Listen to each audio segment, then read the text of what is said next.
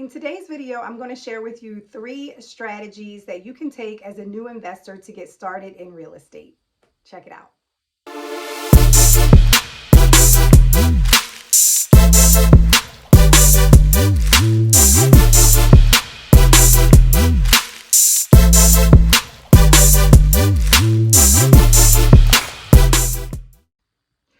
So one of my favorite strategies to get started in real estate, and it's the way that I got started, is to buy, live, rent, right? So very simply, you go out, you find your first property, you purchase it, you move into the property, live in it, fix it up, take some time, whatever you need to just get yourself in a space where you're ready for the next one, and then move out and rinse and repeat. It really is that simple. The reason why I like this strategy so much is, number one, you're able to take advantage of the FHA loan program where you don't have to put down a massive amount of money for a down payment. I believe on my first property, I put down like a little less than 4%. It was like 3.5%. So that's very doable for someone that's just starting out, buying their first property. Take the time to buy it, move in it, live in it, fix it up, and then rent that baby out and move on to the next one. The next strategy, which may not be a logical option for many of you, but for some of you it may apply, would be to eliminate your housing costs altogether. And how do you do that? You move in with mom and dad. I had to do it.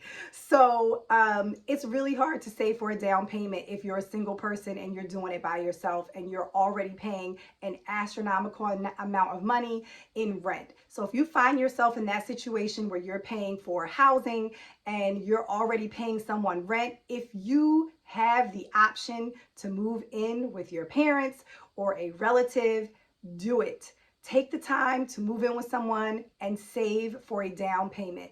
It is going to be so difficult to pay for rent, which already takes out a huge chunk of your money every single month, and save for a down payment. I mean, unless you're making an astronomically high salary, it's just very difficult to do both. So I had to do it. You know, I was in my early 20s.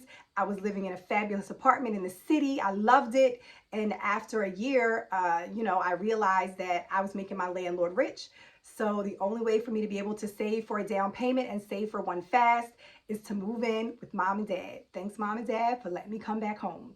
But it's a great option if you're able to do it. But I do realize that some of you have kids and you have families, and that's just not an option. But for you single folks that are renting right now and living on your own, if you can move back home temporarily, do it. The last strategy that you may want to consider as a new investor is simply partnering up with someone. Find someone that you can go 50-50 on with a property. Let's take a look at some tips and things that you may want to consider. So let's get into some pros and cons. Obviously, if you take on a partner, you're going to have more access to capital, which is a good thing. There's an opportunity for collaboration on this project, which makes it a lot more enjoyable if you pick the right partner.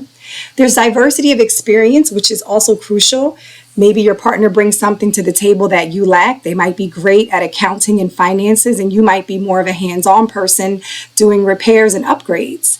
You also minimize your potential for risk. Anytime you work with someone else, it's just like a 50-50 involvement. And then you can also split your responsibilities. So let's talk a little bit about the cons. Obviously, there's a potential for conflict. So if you pick the wrong person, you guys could be beefing all the time. There's also profit split. So if you were to go in by yourself, all that rental income is yours. If you have a partner, you obviously have to split that profit.